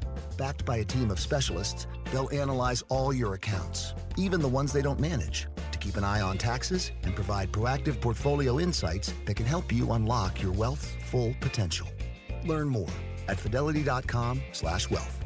Investment minimums apply. Fidelity Brokerage Services, LLC. Member NYSE SIPC. Want consistent color for every job? Milo's Pro Rewards members get a 20% paint discount on future purchases after paint annual qualifying spend reaches $3,000. Plus, order eligible in-stock paint and paint supplies by 2 p.m. for free same-day delivery by 8 p.m. Improving is easy at Lowe's. Excludes spray paint and mist tints. More exclusions, terms, and conditions apply. Subject to change. Details at Lowes.com/terms. Same-day delivery valid in select zip codes. Subject to driver availability. Details at Lowes.com/same-day delivery. It's Off the Top with Norman Robinson on WBOK 1230 AM. The excuses have run out. In New Orleans, the failures of the Sewerage and Water Board are no longer occasional. They are, in fact, routine. Another major water line erupts, streets flood, property is damaged, and the response is as predictable as the failure itself. Explanations, deflections, and promises. We have heard it all before. Let's be clear. This is not bad luck. This is not unforeseen. This is what happens when a critical public system is allowed to decay in full view of those responsible for maintaining it. Pipes more than a century old are bursting beneath our streets. A power system built on outdated technology continues to falter. And a governance structure split between city and state has created the perfect environment for one thing above all else: a lack of accountability. Because when everyone is in charge, no one is in charge. We saw the warning signs in 2017. When a summer rainstorm overwhelmed a crippled drainage system. We saw it again during Hurricane Ida, when failure of the power system nearly led to catastrophe. We've lived through boil water advisories, cyber attacks, and the looming threat of saltwater intrusion. And now we are watching the ground beneath us literally give way. So the question must be asked, not politely, but directly. Just who the hell is responsible? Is it the leadership of the Sewerage and Water Board? Is it the mayor who leads the Utilities Board? Is it the governor and the state of Louisiana, which maintains control over this hybrid agency? Or is it all of the above? Because the people of New Orleans are paying the price in damaged homes, disrupted lives, and rising rates for a system that no longer delivers the most basic of public services: water, drainage, safety. This is not complicated. What is required now is not another study, not another promise, not another press conference with catchy phrases of concern. What is required is action, decisive, coordinated, and immediately. Full transparency, a clear chain of command, and a timeline the public can see and hold accountable. Anything less is simply managing decline. And in a city like New Orleans, where water is both a fact of life and a constant threat, managing decline is just not responsible. It is dangerous. So here is the bottom line. If this system fails again, and it will, no one should be allowed to say they didn't see it coming. The warning signs are no longer beneath our streets. They are erupting through them. And this time, the responsibility will not wash away with the water. So y'all come up with a plan and damn it, do something with it. This is Norman Robinson off the top. Real issues, real talk, real solutions. Miss an episode of The Reality Check? You can catch every episode anytime. Search WBOK Media on your favorite podcast app to tap the bold commentary, real-time reactions, and powerful perspectives from the people and leaders shaping our city. Download, share, and rate it 5 stars because the real ones always stay informed. The Ron Kelly Show. Real talk, bold truth. Tune in for your weekly dose of unapologetic conversations that don't dodge the truth or dilute the message. Stay informed on the issues that matter most on The Ron Kelly Show, every Monday at 7 p.m. on WBOK 1230 AM. Transform your bathroom with the beautiful quality of Bath Planet. As a trusted leader in bathroom renovation, Bath Planet has earned the Good Housekeeping seal, a symbol of quality and consumer confidence for over 100 years. Get half off installation or 18 months with no interest and no payments. Whether it's tub replacement, a shower replacement, or a tub-to-shower conversion, Bath Planet makes your custom bath fast, easy, and affordable. Here's how it works. 1. Call to schedule your free, no-obligation consultation. 2. Our design experts come to you with real samples to customize your dream bath. 3. Our certified installers complete the transformation in as little as 1 day. And right now, for a limited time, you can upgrade your bathroom for 50% off installation or choose 18 months with no interest and no payments. But you need to call now. This special offer is only available by calling 800-981-8177. That's 800-981-8177. Call 800-981-8177 right now before the offer ends. Making a difference in the community. WBOK 1230 AM. Here we go. The Reality Check on WBOK 1230 AM.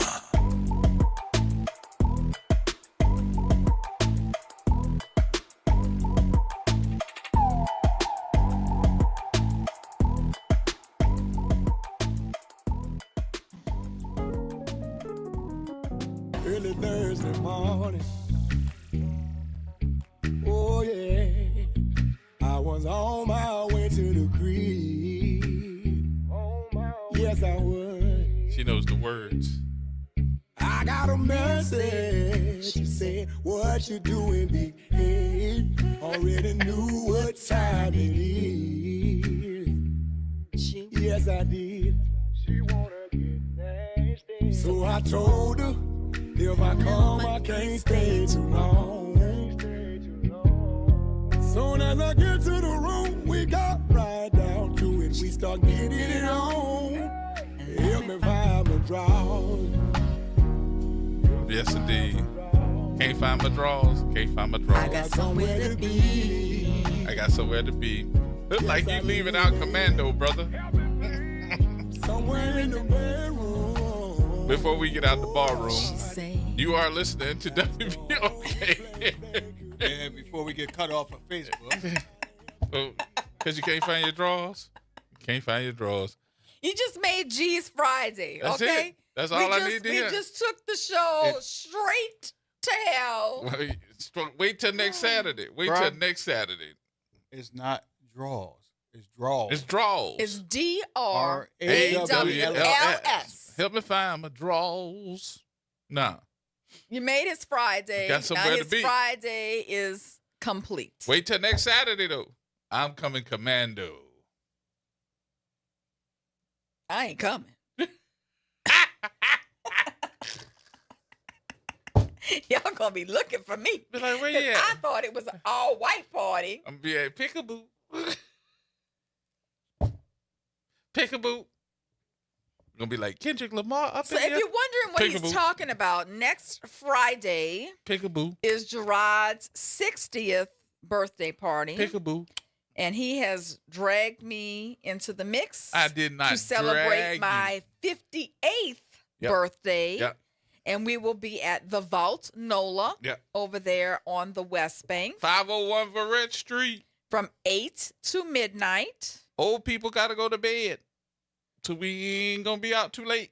with DJ Polo 504 on the ones and twos. Helping you find your drawers. I've already ordered the cake. I've already I ain't gonna say paid nothing about the Polo. cake. You have dragged me through the ring. Gerard wanted to get a cake from Whole Foods. If I'm going to give a party, I'm going to give I like the cake. a party. I like It's the cake. going to set a standard. I am not going to get the cake from Whole Foods. Don't be mad Nothing at me. against Whole Foods, I but got it ain't going to another be my gig, birthday so cake. I like the chantilly cakes. I won't. Sorry, but I won't be there. He can have that I at got the a gig. office, but we are having I can hear you. a very nice cake. I said, don't be mad at me. I got a gig. I won't be there. That's okay. Since somebody didn't We'll party want for me to you. DJ his party, I went and booked myself something else. Nah. No, he didn't. He had already booked the date. He already told me he was gonna book the date. Lying. Just lying. Who? That's why T-Bone said the things that T-Bone said about you. What I'm lying about? Yeah, but I had to go ahead and book another gig because I he did. want me I to- kind of tried to hold out for you. You believe him? I ain't gonna drag you I'm in there. staying out of it. I ain't gonna drag you in there. My name is Bennett, and I'm not in it. That's all right. Hater anyway, because they're gonna play the song and everything. You can play it all you want. That's all right. Hater. But anyway, yeah, next Saturday. I will be stepping out to let them know about T.I., by the way. Oh, you gonna do the T.I. thing? Oh, yeah, that's my song. That's a new song. And Lord have mercy when they play the Let Cardi 'em know. B, it's gonna be over. So I'm gonna be down slow dancing with somebody. Help me find my draw. That T.I. song is all right. You don't like Oh, T.I.? that's my jam. It's all right. It's just all right to me. Oh, It's not- T.I. came with a vengeance on Let 'Em Know. A vengeance. it He's sounds letting all right. them know. It's not one of my favorites. Oh, It's all that's right. my new jam. I have that turned on 10 every day. Coming to the office, going to the court, everywhere. See, Chuck even is on my side. He said he liked the Whole Foods cake too. Well, you can come have some of the Whole Foods cake at the office that week, Chuck, because it'll They- be at the office, but it will not be Hold at on, the party. I gotta say this. They have discriminated against my chantilly cake. They have already told me they're gonna take my cake and put it in the back. Not too many people like chantilly cake. Really? I like it, but to an I extent. haven't heard anybody say they I don't like all it. the fruit on it. I haven't heard anybody I'm say they not a don't like it. hater about the cake. The cake is a very good cake. However, it is not birthday party worthy. Dough Bash cake is. This cake is going to be thebomb.com. It's going to have different flavors on different layers. So that means the It's gonna stripper be is jumping thebomb.com. out of it? No. We've No. had that. Different That was in kind your of party. earlier years there, young man. We've already had that. So we won't be going back to those cakes. Thank you. Are we going back to a real conversation, or we just going to keep A going? ball corner pocket. I told you about that. Yeah, I've heard the story already. Yeah, we ain't gonna tell it again. But anyway, let's go back to where we were. But next Saturday, everybody need to be there from 8 until 12. 501 Barrett Street. We won't see you. It's free, by the way. But wear your white. Just wear your white. That's all. And come and have some fun. Okay, let's go back to the stories. You called me ADHD already today, so. Because we can't Brandon stay on said the that topic. cake is quite feminine for a man. Well, you should know about feminine. You're walking around with a skirt right now. But anyway, let's go back. Oh, my God. I just don't know, Brandon. I just don't know what to do. Bend with him. over and they start singing that to him. Help me find my draw. I'm moving on. I'm going to go back to the story. So what we were talking about was Liz Muriel. And I really have to say this. I think that it needs to be said. And some people may be uncomfortable with me saying it, but that's never stopped me. Is it becoming open season on black judges in Louisiana? This isn't happening in a vacuum. We've got the attack on the Orleans Parish Criminal District Court judges, where they're trying to downsize that bench. We've got the 3 judges who all happen to be black in Baton Rouge who are now being told they should step aside from nearly 100 cases. Why? Because they filed a federal lawsuit. And what is that lawsuit about? It's about the elimination of a majority black judicial district, the dilution of black voting power, and a potential violation of a decades-old federal consent decree. It appears that the law, too, that they're trying to push through Baton Rouge right now, where he can remove judges if he finds them to be immoral or incompetent, is also going to be another way to attack black judges in Louisiana. This is really starting to concern me. It's showing its hand, and I really do think that this is bigger than just the optics of her thinking that these judges have a conflict of interest. So, has she ever brought up any other judges? These are the only 3. Okay. So, and if she were saying that they're biased because they have cases pending about the state in front of them, or they're suing her in federal court for this, where does it stop? Does anybody who challenges her or opposes her opinion serve as a threat to her such that they need to be recused? But then you got to look at it as just say, hey, they got the numbers when it comes to anything Louisiana. They got the numbers. So you can sit there and not only that, as the Attorney General, you also have the microphone. Oh, and those 2 bills they had going through the Louisiana legislature about jury trials, right? They passed through the House floor today. So they went through the committee. Yeah, the jury trial bills are flying through the committee. I did have a conversation with several folks last weekend about some of these bills that are coming up. And I don't think everybody realizes that, one of the issues that seems to be that's been introduced to come through Louisiana is about New Orleans and the New Orleans judges, and name the districts or the sections that they sit in to get rid of at least 4 to 6 of our own judges. And some of those judges, I know they can't say anything about it because they got to operate, under the canons. I'm trying to figure out who's sitting back and saying, okay, this is what we're going to do. What's the plan? Is there one? Have you heard of a plan? No. Why are they messing with New Orleans judicial system? Because New Orleans judicial system is predominantly black judges. It's the only judicial district in the entire state with a predominantly black bench. I don't know who's going to say. I haven't heard anybody with the Black Caucus say anything. I haven't heard anybody with the ACLU say anything. I haven't heard anybody with it's just us. It's just us talking about it. I don't hear anybody else talking about it but us in the reality check. And usually somebody's listening.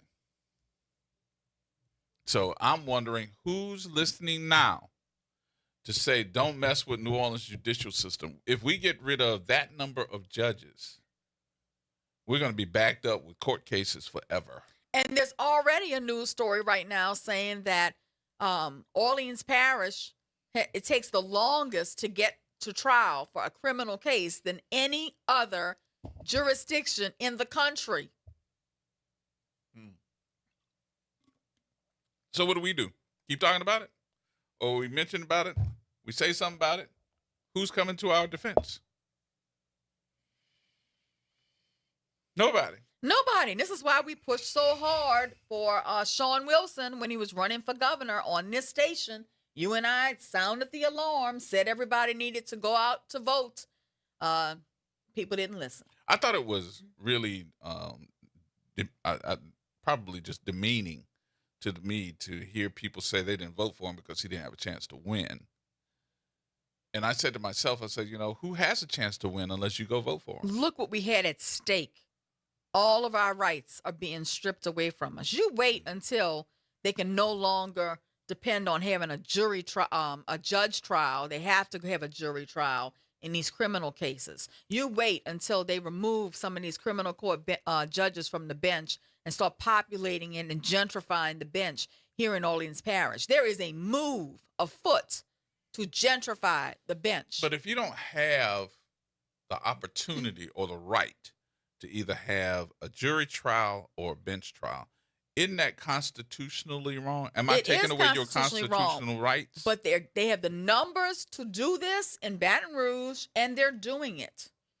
And I really don't see strong opposition. And these judges, let me say this, they have their hands tied behind their back because judges aren't allowed to take political stances. Right. So they can't come on here and talk for themselves and defend themselves. So we have to do it for them. I'm going to put out here to Tyrone Walker, because I know that Tyrone Walker has a relationship with plenty of the folks that are in the judicial field. I'm going to put out this message to Tyrone Walker today that next week he needs to be on this show having this conversation with us about what's the plan.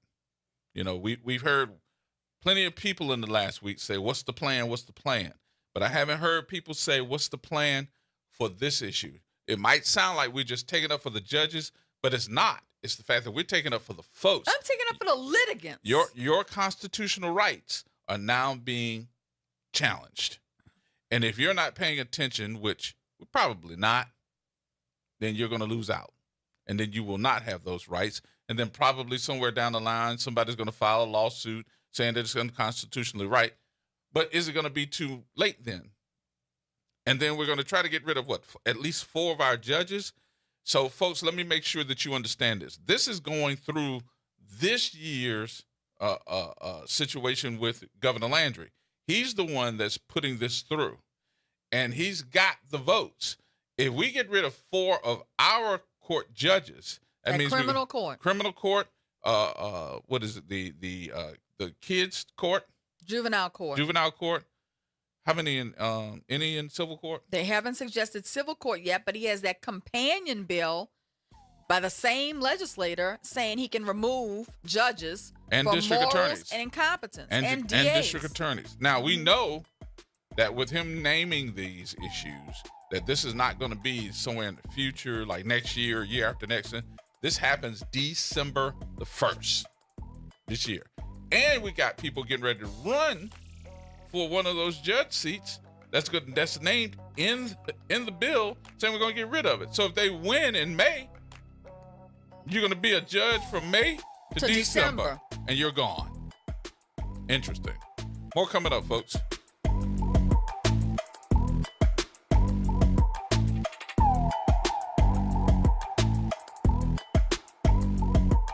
AURN News. Well, the way is clear for a new 24-karat gold coin featuring President Donald Trump was approved by a federal arts commission made up entirely of his appointees. The coin is tied to the nation's 250th anniversary, and it's already raising legal questions and ethical concerns. Federal law has long barred living presidents from appearing on U.S. currency. That dates back to 1866, and it's reinforced in modern statutes, but Treasury officials argue that it isn't currency in the traditional sense. It's a limited edition collector coin, and under that interpretation, Treasury Secretary Scott Bessent can authorize it. The design is Trump seated behind a desk, stern expression with liberty above and in God we trust below, along the dates 1776 to 2026. The back features a bald eagle in flight. Officials hinted that it could be one of the largest ever produced. For AURN News, I'm Ebony McMorris.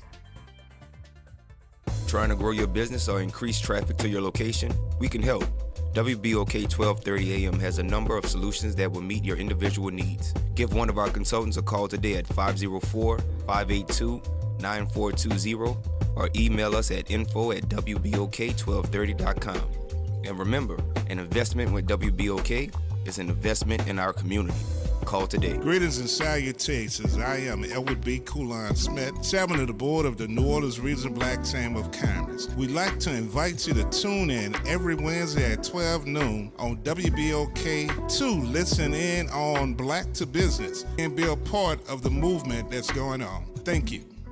Come celebrate the history, legacy, and culture of the African diaspora with the Congo Squares Rhythm Festival presented by the New Orleans Jazz and Heritage Foundation on March 28th and 29th in Louis Armstrong Park.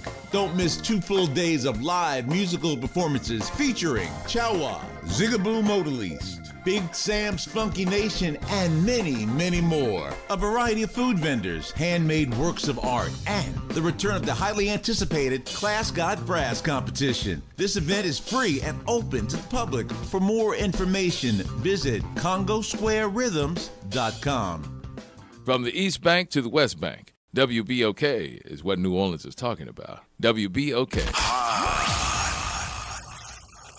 Here we go. The reality check on WBOK 12:30 a.m. All right, folks, welcome back. A few minutes before we get out of here. There was another story you just wanted to touch upon.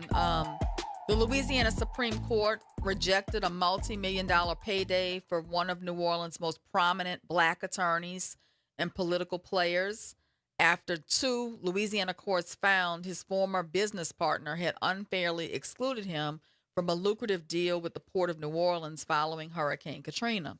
The Louisiana Supreme Court said that attorney Ike Spears didn't earn his share of a $5 million contingency fee because he did little to no casework to help attorney William Hall secure FEMA reimbursements for the port's rebuild after the storm. This case really comes down to, can a lawyer have a client and refer the case to another firm to really do the work, but still get paid a portion of the fee? So with that being said, I would say yes, but they said no. The ethics rules do address this and pretty much say no. So when you have a client and finder's fee, no, you can't do that. The Louisiana Rule of Professional Conduct 1.5E, that rule controls how lawyers can split fees, especially when they are not in the same firm. A lawyer can share fees with another lawyer only if, 1, the fee is reasonable and is not excessive, and 2, this is the point, the client is told how the fees are going to be shared, understands how the fee will be billed, consents in writing, and both lawyers do work on the file. Right. There are no referral fees without responsibility. You cannot just bring a client, step away, and still expect a large fee. You have to actually contribute work to the file. So in this particular instance, the question was, I guess, the quality of the work performed, the amount of the work performed. In this particular case, Mr. Spears had set up a conversation between Mr. Hall and key players, including, people involved with the port and FEMA, to try to resolve this particular claim. However, that's pretty much all the work he did on that. You just basically took your contacts. He used his contacts to set up key meetings, but then But he no work. really didn't perform a lot of work on the file. But let me ask you this. Do you think that this would end up really being a case if the fee was not so exorbitant? You're talking about $5 million just to call somebody and set up a meeting? That's exorbitant. Spears introduced Hall to decision makers like Gerald Gussoni Jr. and Gary LaGrange, the port's executive attorney and the president at the time. He arranged an October 2005 meeting where he and Hall pitched their representation to the two men. 2 months later, the port's board awarded a legal services contract to Hall and Spears. So it would seem that that meeting did spur this contract, right? And Spears and Hall initially planned to work on the FEMA claims and the catastrophe losses together. But Spears backed out about 6 months later. Port officials had refused to give the two a percentage fee on future settlements, instead setting a fixed fee of $200 an hourly wage. And at the bench trial in 2023, Hall testified that Spears said he was not interested in doing any chicken, S ends in T, hourly work. So he wasn't interested in that. And doing the $200 was below him. He's above that. He was above that. So Spears said he didn't recall using such strong language, but made clear he wouldn't work for hourly pay and didn't sign the contract. Days later, Hall entered into an hourly wage agreement without him. But the terms of that deal would change as a dispute with the port's insurers prompted Hall to enlist help. He brought in William Chip Merlin, a Florida-based attorney experienced in insurance litigation. Like Spears, Merlin refused to work by the hour, and Gussoni, the port's executive attorney, testified that the board agreed to pay a contingency fee. So after Spears got out the deal, they changed the deal from an hourly fee to a contingency fee, and that's why they ended up getting this big payday. And then Spears filed a claim saying he was entitled to a piece of that money. And 2 lower courts, the District Court, Judge Jennifer Medley, and the Fourth Circuit Court of Appeal, ruled in favor of Ike Spears. But the Supreme Court found that no joint venture remained once Spears parted ways with Hall, and that he did not contribute enough work to the project to get his fee. I'm a little twisted because I thought there was a referral fee. I thought there was. You can't do that. But I thought that fee was exorbitant when you start talking about, oh yeah, I'm gonna introduce you to somebody for $5 million. But you can't do that. I didn't know it was not, part of the ethics. Yeah, we have ethical rules that, talk about the role that lawyers need to play, the joint responsibility if you're going to share fees. But I got to say, in Mr. Spears' defense, this happens frequently. There are lawyers who sign up clients and then almost immediately refer to another lawyer to handle. Mm-hmm. And then they want a piece of the fee. Yeah, they want a piece of the fee. The agreement from the beginning is that they're going to split fees, even though one of the lawyers is not really contributing work product to the file. I've seen that a lot in this profession, but in this particular instance, it's come to the fore with this case with Ike Spears. Okay. Good luck to them. I don't know if he's going to appeal. That's not going to be appealing, though. He went to the Supreme Court. It's a done deal. Done deal. All right. All right, folks, that's going to wrap things up for us. We appreciate you for being a part of the conversation on today. I hope y'all have a great weekend. We'll be back on Monday. Have some more conversation with you. Whatever you do, safely, carefully, it's the way we want you to do it. We'll see you Monday.